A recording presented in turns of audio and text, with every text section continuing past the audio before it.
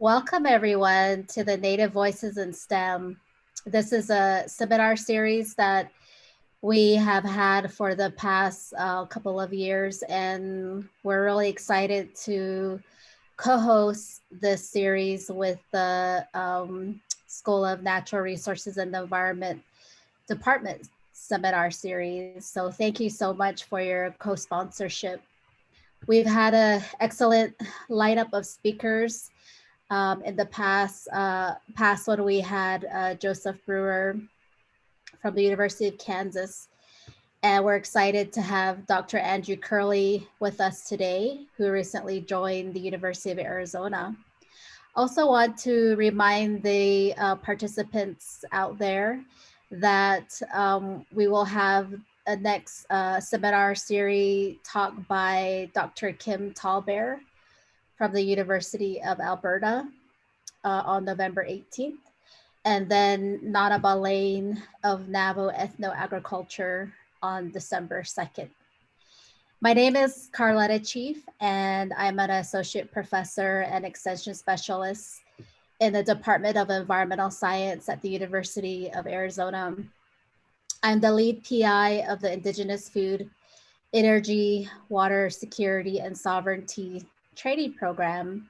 So we have 12 new trainees that joined this year.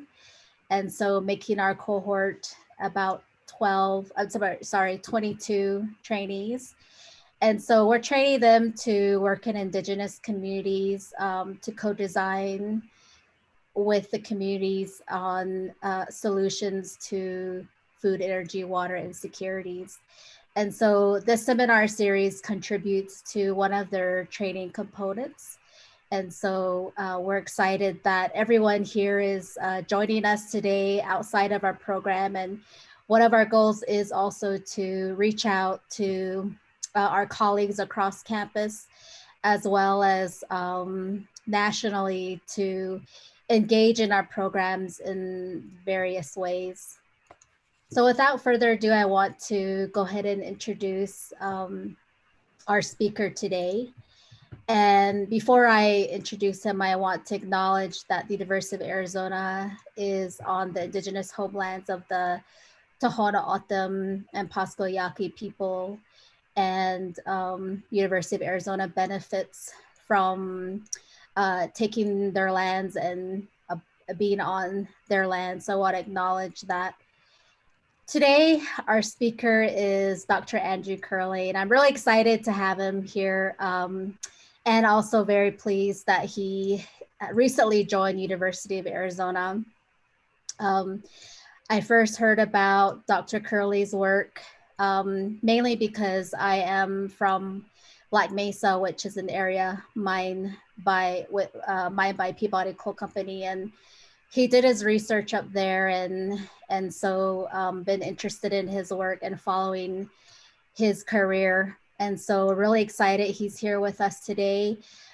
He's a new professor on the tenure track in the School of Geography and Development and Environment.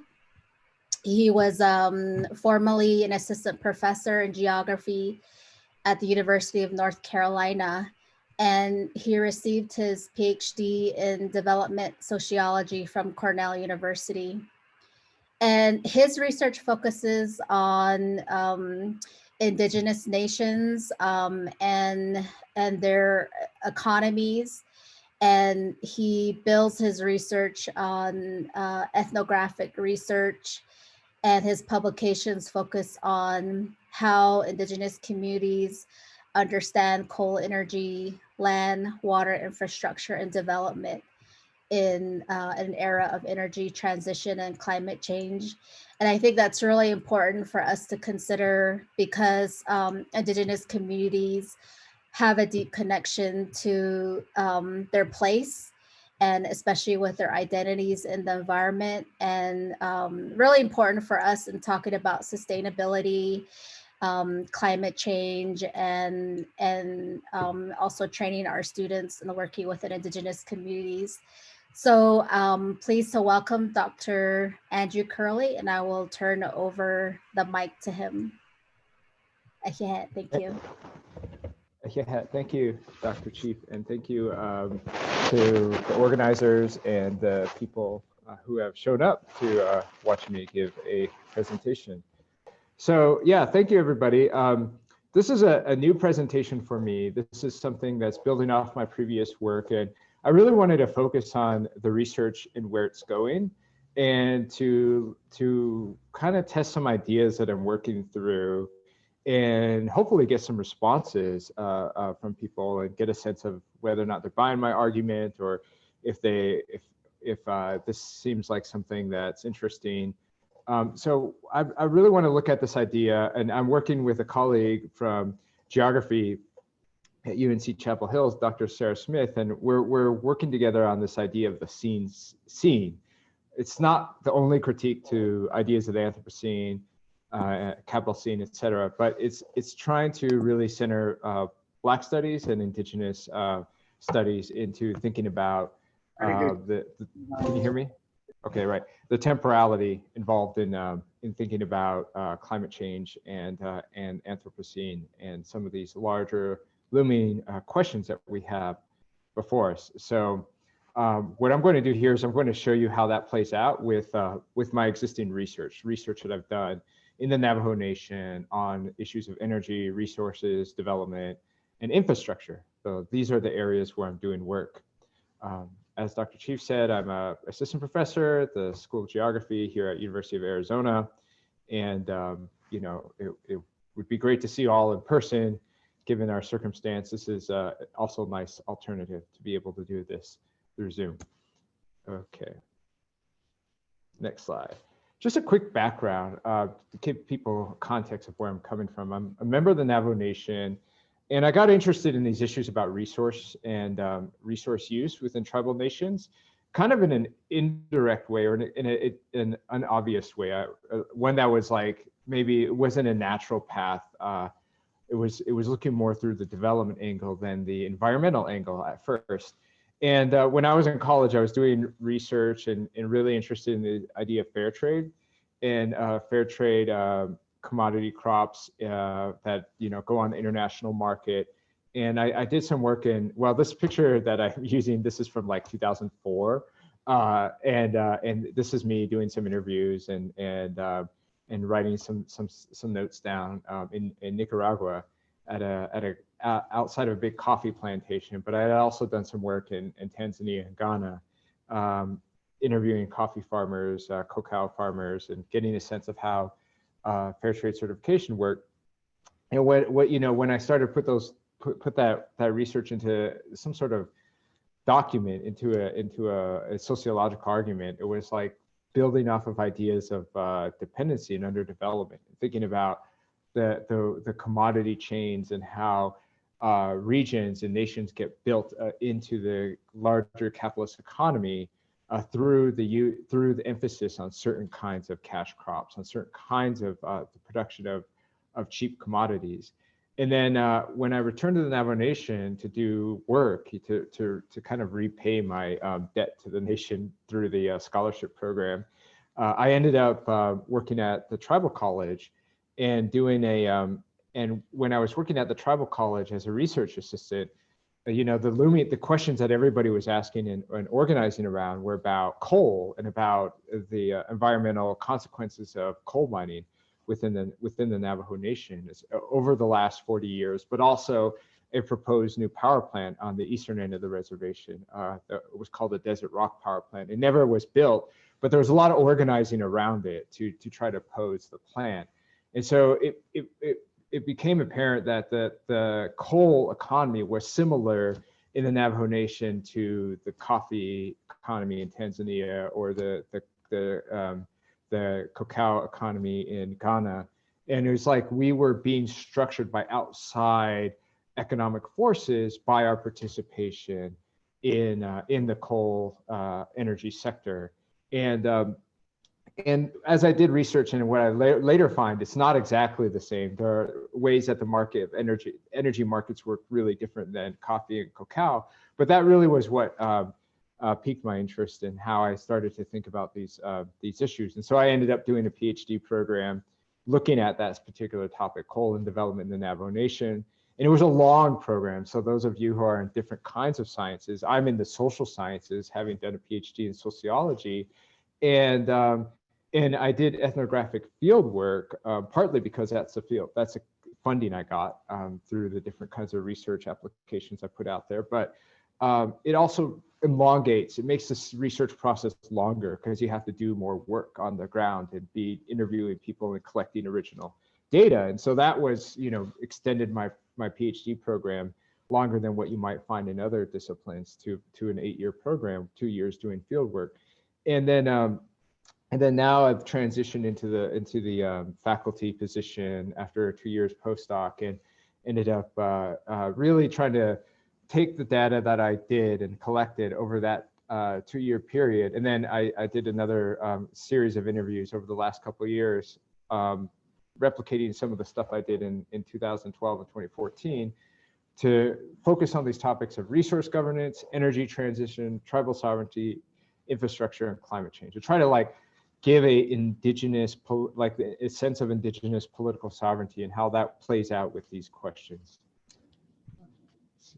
My cursor's all off. Okay, so this gives you an idea of the kind of data that I'm working with. Like I said, I did ethnographic field work. I was funded by Wintergrand, which is the ethnographic funding organization.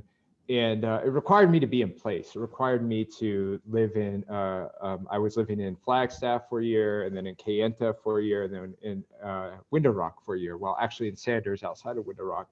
And I was trying to interview different kinds of actors while in each of those locations. And to get a sense of how each of these different perspectives start to articulate the same topic, which is coal and development in the Navajo Nation. So I was getting perspectives from environmental organizers and activists, getting perspective from tribal officials, and getting perspectives from coal workers. And I didn't capture every kind of perspective out there. There's people who live on the land that's affected by coal that I didn't do an adequate job capturing, or there's people who are living outside of the reservation in urban areas that have maybe a different perspective on this. And I didn't do a good enough job getting their perspectives. But the perspectives I did get are the ones that are largely shaping the actual politics of coal within the Navajo Nation, and how for example, the Navajo Nation Council follows through on questions of coal, whether or not to sign on a lease, or whether or not to extend a power plant. And to explain those actions, I feel like that fieldwork, those interviews, focus groups, and observations helped me to make arguments about why I think certain things played out the way they did in 2012 and 2013. And then I also I supplemented a lot of that information to contextualize it, to give a sense of the political economy of coal and resources by looking at archives, by getting original documents out of these archive sources, which are the Carl Hayden papers at ASU, Stuart Udall papers here at University of Arizona, and Peter Iverson papers. He wrote this really good history of the Navajo Nation that a lot of people draw upon, and he has a lot of original sources that are in his own papers at ASU. And so when you consult those documents, you get a sense of the making of the coal economy, and what kinds of political questions that it was trying to solve in its own day. And that's where my more recent research is looking at. And that's why I was looking at this issue of CAP. Because at the end of the day, what I found was, let me rephrase that. When I came to the Navajo Nation to look at coal, I was coming from this perspective that coal was the thing, and water was being used to make coal possible, which was true. That was a very local, grounded perspective built on a built environment around coal, about the use of water for coal.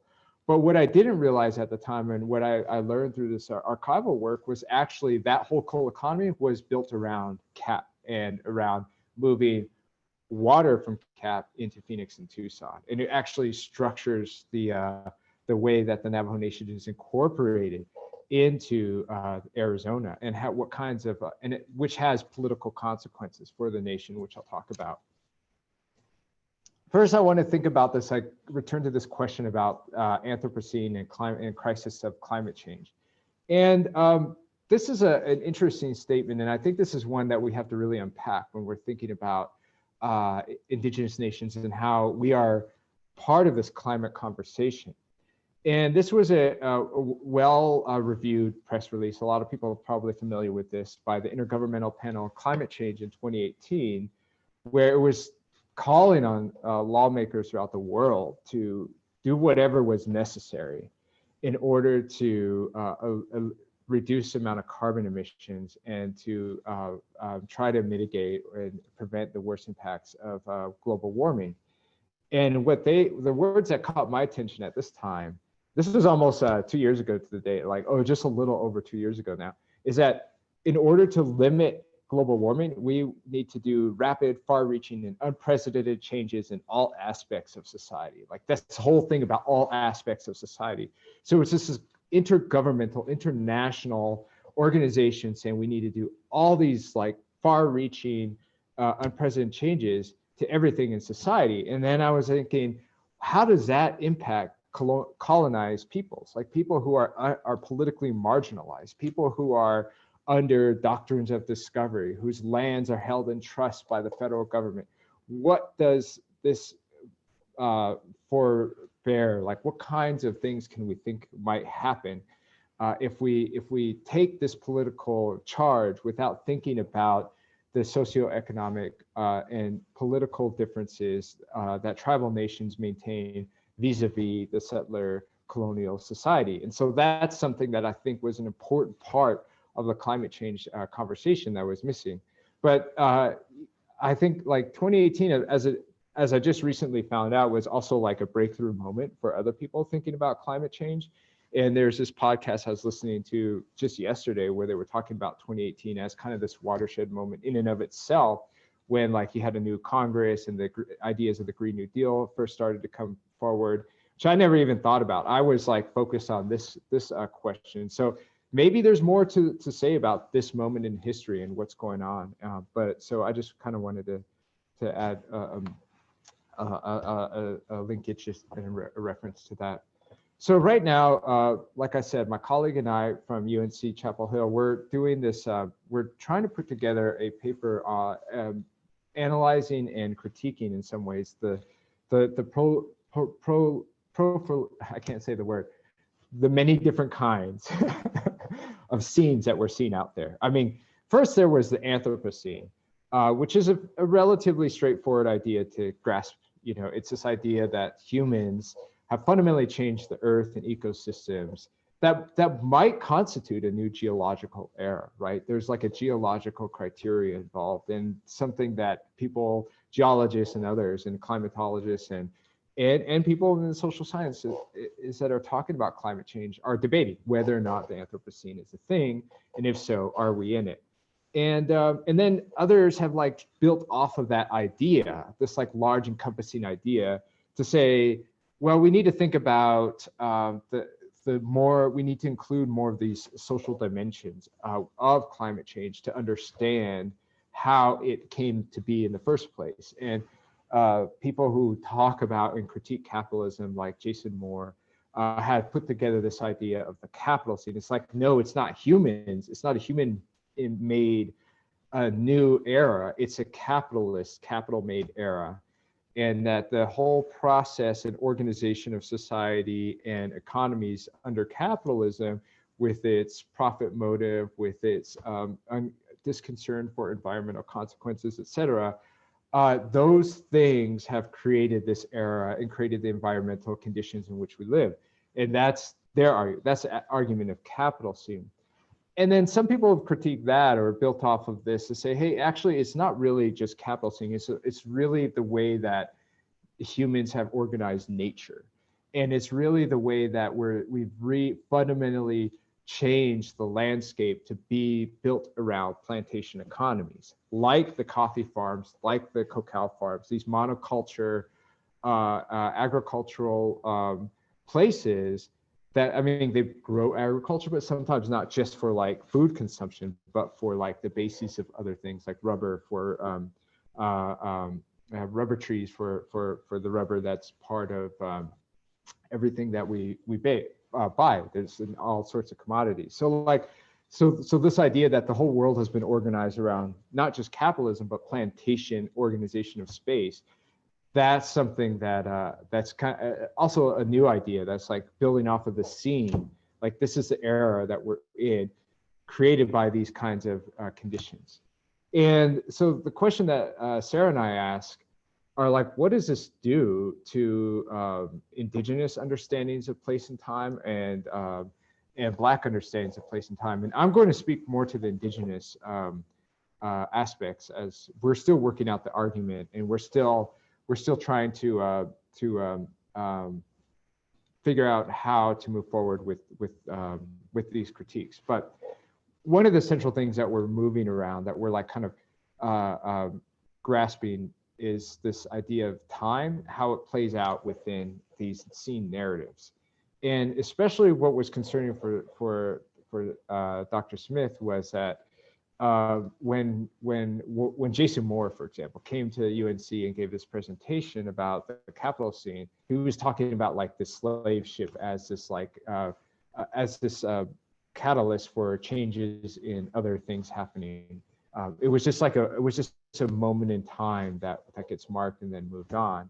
But actually, like when you look at Black studies and the way that they talk about being in the wake of that slave ship, that actually is trying to do more with that and try to say more about the time involved in that event, in that movement of people, and that fundamental reorganization of people under that kind of tyranny. And the same is true with indigenous nations. And that's something that I'm trying to think through here, is that when we're thinking about the capital scene, Anthropocene, it really centers Western linear narratives. And so what happens is that it implies that the crisis is forthcoming, and that the crisis is something that's in the future, and that the crisis is and then it also implies that there's a timeline for solving this crisis. So then it becomes like, who are the solutions for, and what are those solutions? You know, these are the questions that you think about when you're thinking about the timelines involved in these ideas of climate crisis. Like, the crisis itself is not a crisis necessarily for indigenous nations. It's a crisis for society. And society, going back to the IPCC press release, is really these colonial societies for many nations, including some of the most powerful nations in the world, like the United States, Canada, Australia, and New Zealand. You know, for them, society is maintaining colonial conditions, and so when you're talking about the crisis, you're talking about and resolving the crisis. You're also re-perpetuating those kinds of socio-economic conditions because you're not addressing them. And what some indigenous scholars have really put forward, and I put their citations at the end, is that they're saying indigenous nations have seen dystopia in our experience in dystopia. We've already been through the crisis. The crisis isn't something in the future. The crisis is something in our past.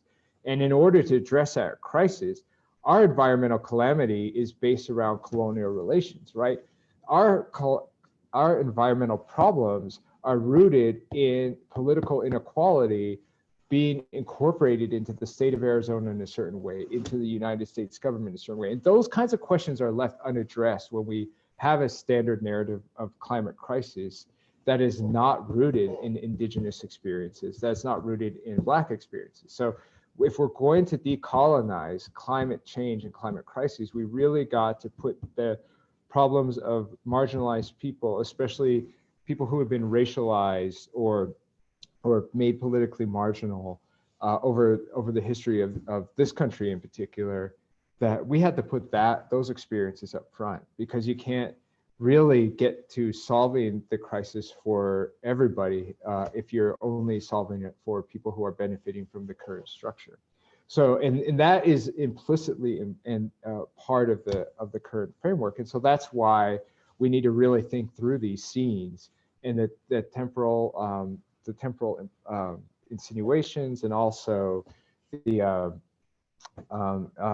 solutions that are being put forward as kind of like this future off-putting of solutions. We'll see it tomorrow night, probably in the debate between Biden and Trump. We saw it in the last debate, where even at this point, Biden, for example, is moving away from the Green New Deal and say, over the issue of timeline, right? He's saying we can't do it within this certain period of time. So time it's not just this abstract thing that I'm bringing into this conversation just to annoy you. It's something that's really part of the climate change debate. It's actually a fundamental part of the climate change debate. Just to give you a sense of what these dystopias look like, this is I made these really cheap maps off of the Energy Information Agency maintained by the US government, but it's the coal, these are known coal reserves mapped over or beneath reservation lands. So you get a sense of how connected reservation lands are with these extractive economies. In the little triangles are power plants. So we have all of these like big extractive land changing, fundamentally landscape altering economies all over Western Indian reservations, and we see that not only with coal, but we see this with gas and oil, and I'm going the wrong direction, and oil pipelines, which we saw a big protest around with the Dakota Access Pipeline in 2016.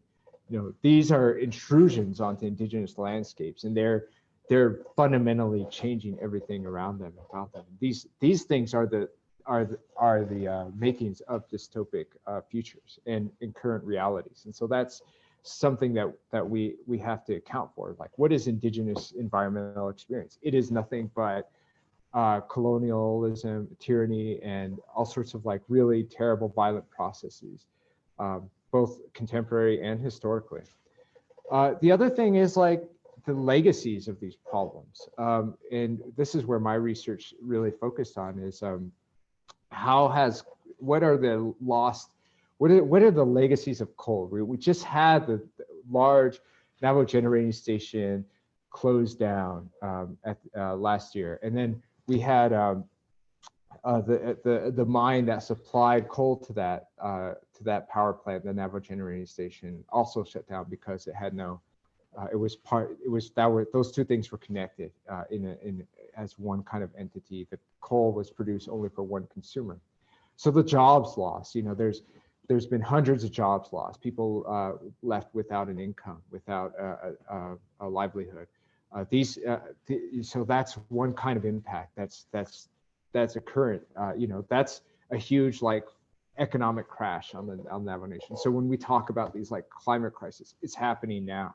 It's happening now. The Indian nations. We have had decades of water loss.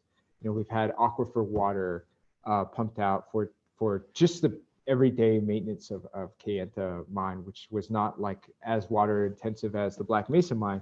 She used a 273-mile coal slurry that as a reason to transport coal as a mechanism, I should say, to transport coal from Black Mesa to the Mojave generating station in Nevada. And this was something that was made a requirement by the Southern California Edison utility. In the contracts in 1966, they put that in a contract with the Navajo Nation that say, we don't want to pay for rail because rail is too expensive. We get more money. It's more profitable if we use the water slurry to move coal. So we're not going to build this coal mine unless you agree to this kind of infrastructure.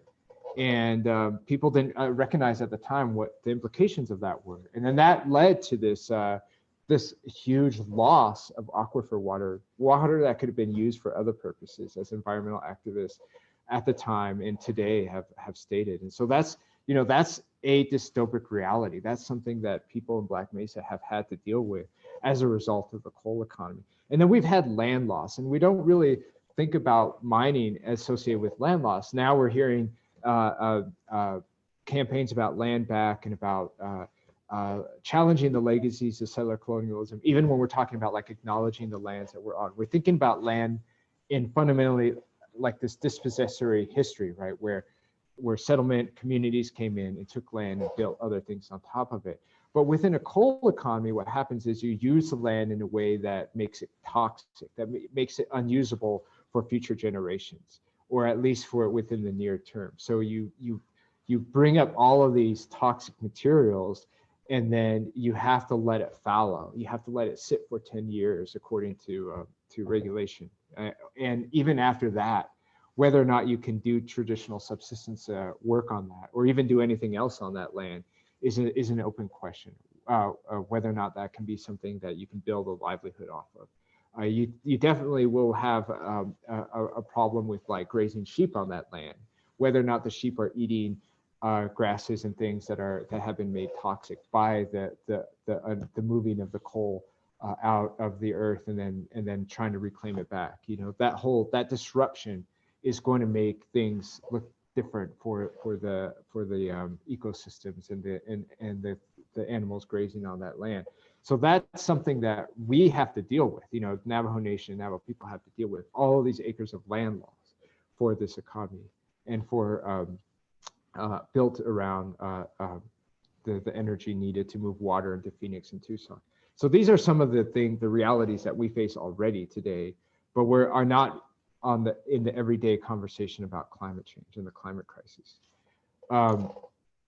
You know, another thing is like, where are the carbon emissions coming from? And we see all of the extraction and all of the land altering activities on our end in our communities, whereas the benefits of that, the conversion into energy for other kinds of economic activity, are happening elsewhere, but are contributing to a global climate that we all have to deal with. And that's, you know, represented in this graph. Like, here's where the larger sources of carbon emissions are relative to the Navajo Nation. So what I'm saying here is that Arizona actually has created a dystopia. We've been captured into its political economy of energy and resources. Looking at the Central Arizona Project, going into the archives, you find that this whole thing was constructed. It was planned out. It was something that was part of making Phoenix and Tucson possible. And it goes into the political compromises made during the initial building of the Central Arizona Project in the 1960s. And for those of you who don't know, the Central Arizona Project is probably one of the most important national infrastructures in the United States, and definitely the biggest and most expensive in Arizona. And it's a series of canals, pumps, and other diversions that bring water from the Colorado River, where it naturally flows, to Phoenix over and above higher terrain in this really like man-made unnatural process of water movement. Like, you see the pictures of the canal. It's these very like straight lines in the desert that look like you're on a spaceship or planet Mars or something. It's just has already this affect of unnaturalness. But anyway, so that whole project was something that was throwing into question a political agreement between the 7 Colorado River nations that signed into this thing called the Colorado Compact. And it was basically making states like Wyoming and Utah feel as though Arizona is going to take the majority of the Colorado River for itself without leaving anything else for other users. And so in order for this project to happen, in order for Congress to fund this infrastructure, certain kinds of compromises had to be made. Arizona gave priority rights to California, for example. That was the first compromise it made, so that in moments of drought, California's water rights are met first before Arizona's are. The second compromise was paid for by the Navajo Nation, in that within the Navajo Generating Station lease, signed in 1969, but put together, the political framework put together in 1966 and 1967, upper basin rights, and this is very technical information, but water from the Colorado River, where the Navajo Nation might have a claim, had to be suspended. It had to be forfeited 50 years in the form of this lease agreement, so that upstream users, so that the users in Colorado and Utah would feel feel a sense of relief that Arizona was not going to use all of the Colorado River water. So if you could put some of that water into a lease contract, and this is water that the Navajo Nation would claim, then you would be able to make those representatives feel confident that they could actually endorse the Central Arizona project and let it get the funding and construction needed in order to be built. And so this is something that I say is like these temporal, these colonial, it's the temporal nature of infrastructures that create these beachheads. So what happens is then Arizona starts to get power, and it starts to gain population and representatives and more money, and you know, the economy built around these new infrastructures that were paid for by the federal government at first. And then when it comes to the Navajo Nation claiming its water rights, which is happening today, the Arizona demands even more concessions, as if we haven't already, you know, conceded enough by offsetting our water demands by 50 years. Now they want to reduce the total number of water. Now they want to reduce how we put land into trust. Now there's all sorts of concessions that are built into water settlements that are part of the state's negotiation with tribes. And so I'm saying these are ways in which the colonization kind of enhances itself over time, building off of previous concessions. And we can see that going back to treaties. We can see that going back to the initial treaties that were signed in the 1860s and that were giving lands for railroads. I'm getting close to the end of my time, but I'm almost through with my slides, so just bear with me, people. Here's an example of the infrastructure. I mean, this is the documentation of that infrastructure being built in the 60s and the 70s when the mines were going up, and the way that the Navajo Nation was being brought into this whole economy. So, oh yeah, an important part of the story that I totally didn't mention, but is like critical to this whole argument, is that that originally there was a dam proposal within the Colorado River to bring it to create the energy necessary for the water to pump up over these mountains. I think they're the Buckskin Mountains and near the Parker Dam, and then down into Phoenix. And that was originally opposed by environmentalists, including the Sierra Club at the time, who didn't want to flood the Grand Canyon through hydroelectric power. So that's why the Secretary of Interior at that time, Stuart Udall, and the federal government opted on a power plant, on a coal-fired power plant, in order to provide power for CAP, but also not to use the water or to flood the Grand Canyon. So all of that was made possible by the Navajo coal economy. So that's what I mean by the water event. The water serves coal in the form, like what we saw with the slurry going into the Mojave Generating Station. But ultimately, all of the energy that was produced by Navajo coal was serving this larger water infrastructure for the state of Arizona. And now we're at a point where Arizona is coming back to us and wanting to settle the remainder of the claims for the Colorado River, which we don't have rights to yet. And this has created a lot of political contestation. This is where some of my other research has really focused on the way that people who are opposed to water settlements are conceptualizing indigenous water rights, which is fundamentally different than Winter's doctrine and the way that quantification works within water codes throughout the Western states. And the way that the Colorado Compact has thought and conceptualized water as something that's finite, quantifiable, and converted into acre feet. So that's something that is still, it's like a epistemological divide. It's something that we might be able to actually put forward an alternative way of thinking about water that is more sustainable than the Western water law as it exists today. Yeah, but you know, we're under pressure. We're under extreme pressure to settle these water claims and to make our water, our conceptualization of water, and especially water rights, fit within the already existing political legal structure that the state governments have. That make CAP continue to run. That makes these power plants and dam projects possible. And so, you know, this is pictures that I took in 2012 during a a negotiation in Tuba City where then Senators McCain and Kyle were trying to get the Navajo Nation to agree to a settlement over one of the Colorado River's tributaries, the Little Colorado River. That ultimately failed. And a couple of the conditions that they asked for at that time was an extension of the Navajo generating station. At that time, the Salt River Project wanted to keep that power plant going. They wanted to extend that the land lease for that power plant by 25 years, bringing the power plant's life into 2044. They also wanted the Navajo Nation to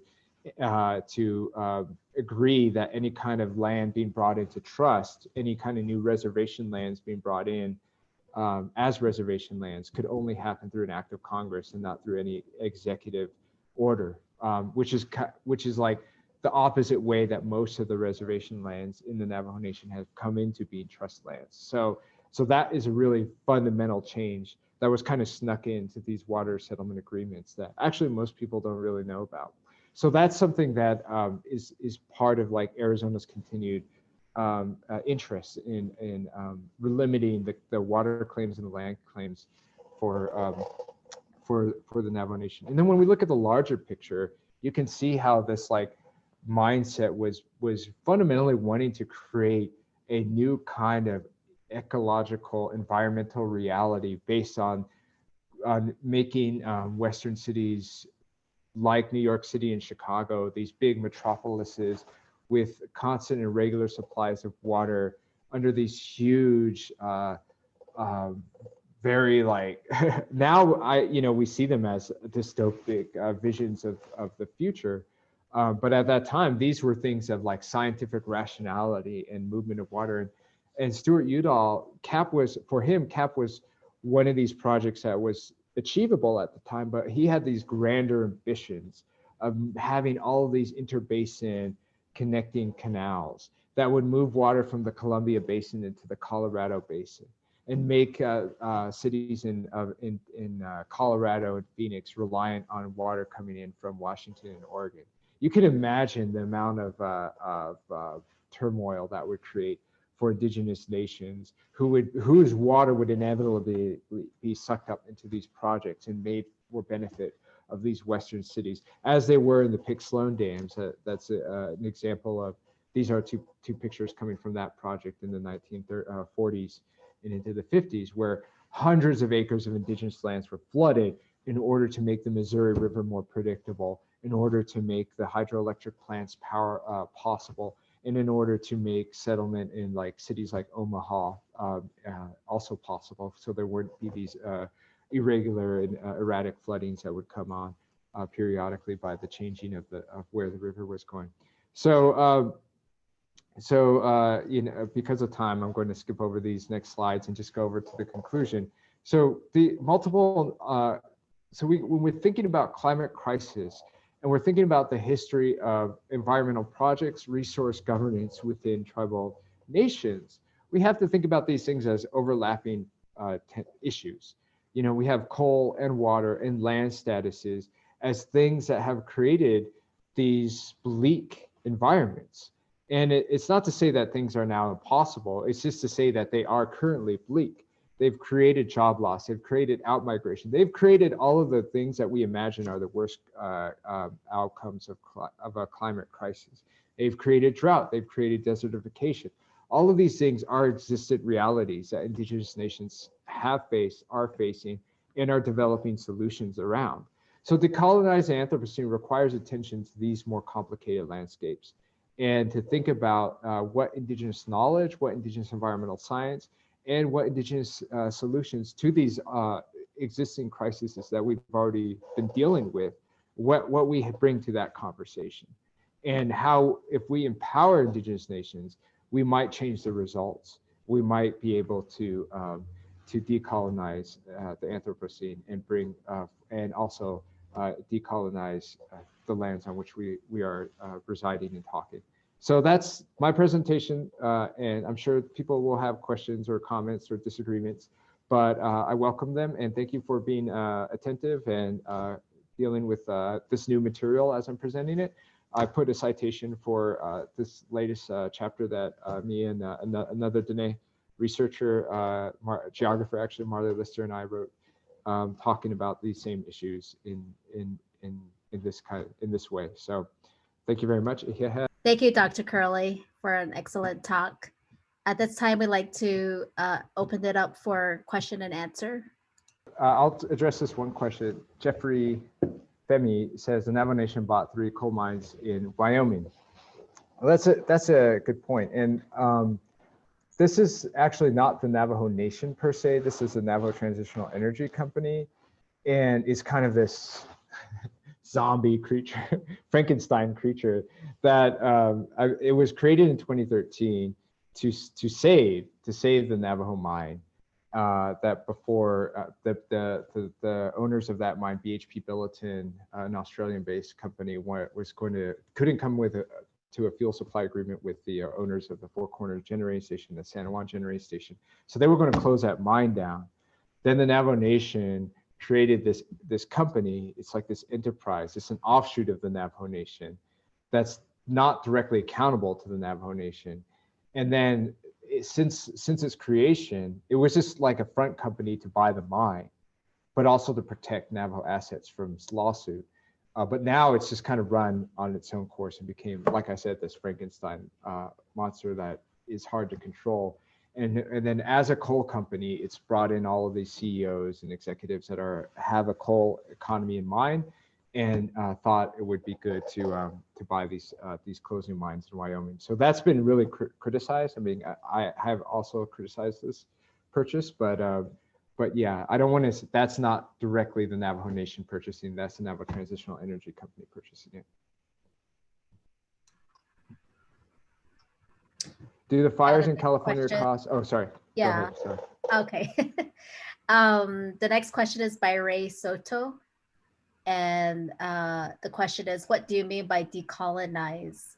What does decolonization look like, general, and what would that be for our environment? It's a good question, because I just kind of threw it out like as a rhetoric, but without like specific things that need to happen. But there's an active debate about what decolonization looks like, and the reason why I didn't do it was in part not to shortchange that debate. And so people are like, there's this famous article by Tuck and Yang called "Decolonization is Not a Metaphor." It literally means returning power and authority back to indigenous nations. We have experienced and seen decolonization before, right? The decolonization of Africa, decolonization of much of Asia, from British, French, and Portuguese colonialism.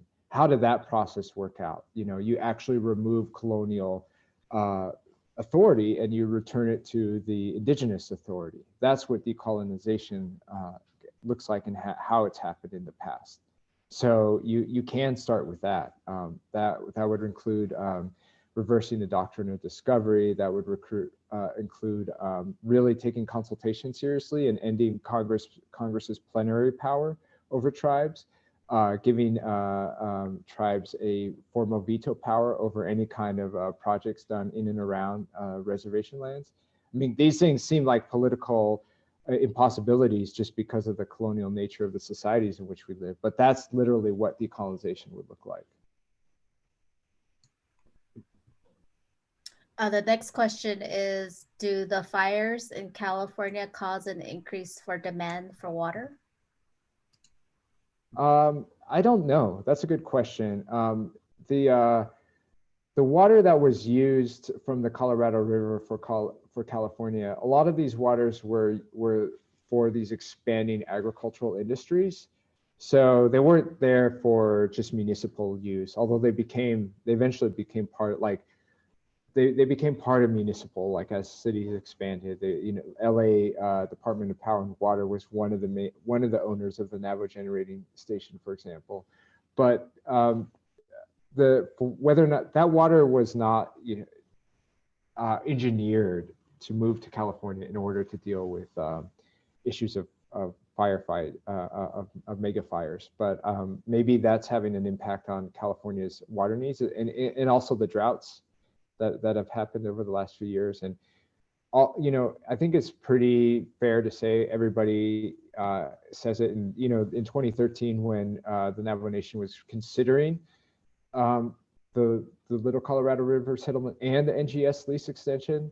Water was a key. The council delegates at that time were saying, water is going to be more valuable than oil or gold, like in the Southwest especially. So like we all know, we all can anticipate this the limitation on water resources and the importance of water resources in this area. And it's even been made more important by the problems caused by climate change. So I imagine the demand is only going to increase.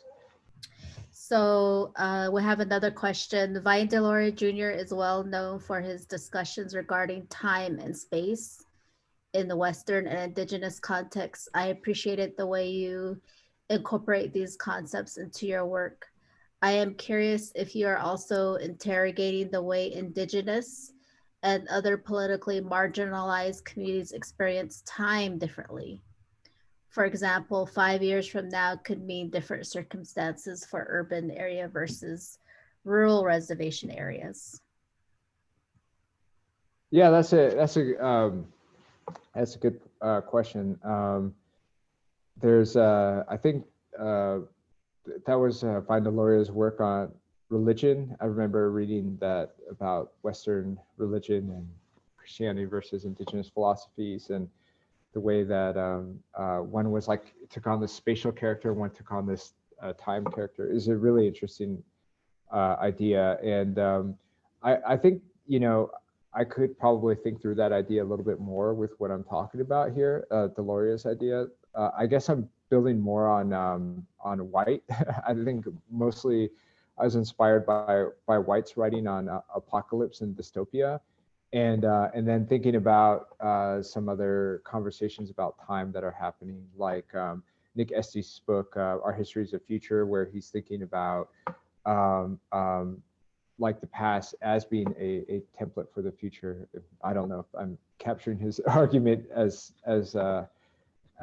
well as he'd like, but that's that's how I'm reading it. And so I'm thinking about, okay, in which direction are our political solutions thinking, and that's an interesting thing that we find.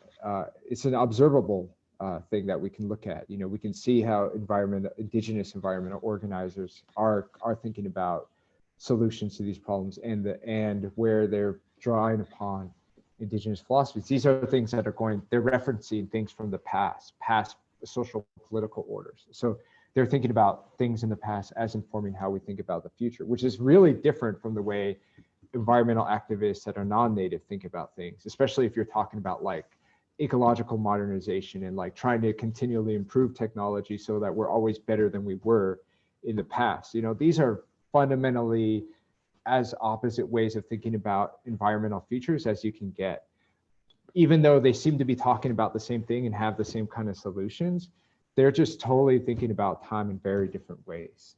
Indigenous environmentalists and non-indigenous environmentalists, and that's something we can see through interviews, through observations, through content analysis of material that's published online or in physical form. So yeah, that's how I'm thinking about that. So we have about 3 questions, and we also have a request regarding your contact info. But I had a question for my trainees on the line here. So we're working to train our students to work with indigenous communities to address food, energy, water insecurities. And so what would be your recommendation for our students in terms of when they go into the communities as part of our program, to consider these decolonized contexts from being, an engineering and science students trying to work with communities to develop sustainable technological solutions? Mm-hmm. That's a good question. It's hard to to tell people who know certain kinds of sciences better than I do how to think about their work. But I think, like, just building on the kind of research, when I do research and when I'm working the Navajo Nation, I try to appreciate the perspectives of the people I'm talking to from their vantage point as much as I can. And that would mean grounding yourself in the frameworks and grounding yourself in the ways people are explaining things to you, and not to try to resist the temptation to analyze it and maybe judge it, even if you're not even if you're trying not to be judgmental. Like sometimes you're saying, oh, these things can kind of creep up in your head, and to not do that when you're trying to get a sense of how people have described the use of the landscape and the use of farms and the use of waterways.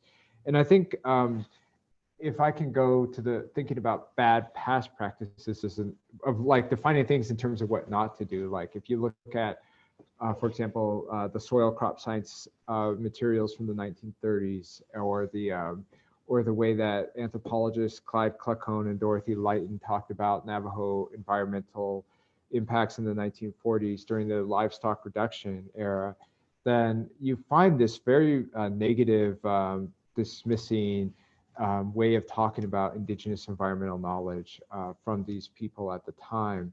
And they were not listening, right? They didn't have their minds open to indigenous perspectives, and consequently, they were misreading things. They were misreading issues on the landscape that have now been proved to, their assessments of what was causing desertification has been proved inaccurate in some ways. And so a good book on this is Martha Weisinger's Dreaming of Sheep in Navajo Country, that talks about like how that science was put together around a certain kind of rationality. And so if you try to avoid doing that kind of judgmental thinking when you're dealing with indigenous communities, I think that's true for all of us, no matter what part of the sciences that we're in. So, and because that's a legacy of science research in Indian country, it's been a colonial extractive approach. And so just not being colonial in your mindset is an important thing. I don't know if I answered or helped. Yeah, I think that was really, I think that was really good insight. I always encourage my students and colleagues to listen rather than having the urge to always fill that empty space with academic talk. So, yeah, exactly. That's a great way to put it. We have a question that's similar, that goes along the same line of what you are talking about. And this will be the last question. What do you think are good examples of indigenous knowledge that will lead to different natural resource management? And do you think tribal governments are likely to adopt these techniques versus adopt the more common techniques? Yeah, that's a good question. I'll go with the first question, or that's two good questions. I'll go with the first one first. And I think that, well, I've been thinking about this a lot lately because I feel like most of us recognize, native or non-native, but who are living in the Southwest, that our water rights regime, that our system of water management, like the system of water allocation is one that's unsustainable and built on unsustainable logic. And we would fundamentally need to undermine that whole regime. It's a revolutionary way to talk about it, but so long as Indian nations resist the temptation to conform to that and to put forward maybe even a kinship relationship based way of thinking about water and your responsibility to its maintenance, to how other entities use it, what some people call non-human persons, and to think about our relationship with other nations. So Diné and Hopi nations and Paiute nations and Zuni and Apache, and having kind of these international agreements about water sharing, that would be a radical step forward to creating an alternative water framework that could instruct Western states on how to think and react with each other. And if we could start to think about relationships between communities instead of this adversarial approach that is built in in our water rights regime, then I think we can start to move in the direction of sustainability. And so these are like political solutions indigenous nations can offer. They're not just, these ideas of cultural difference. We have historically political ways of doing things that have just been totally marginalized by colonial processes, but we can still, those things can still be taken up and built back. So I think that's an example that we can think about, is how to do water sharing between nations, especially between indigenous nations. We already have to do it. It's something that's just circumstantial. We have ravines and washes that move between different communities. It's just something that's natural to living in the area. Okay. Oh, I didn't answer the second question, but we'll do that later. Okay. Oh, yeah, I forgot. Okay. Me too. All right. Well, thank you so much for your presentation, Andrew. I think that your presentation is really, really important, especially for us in the sciences, to really to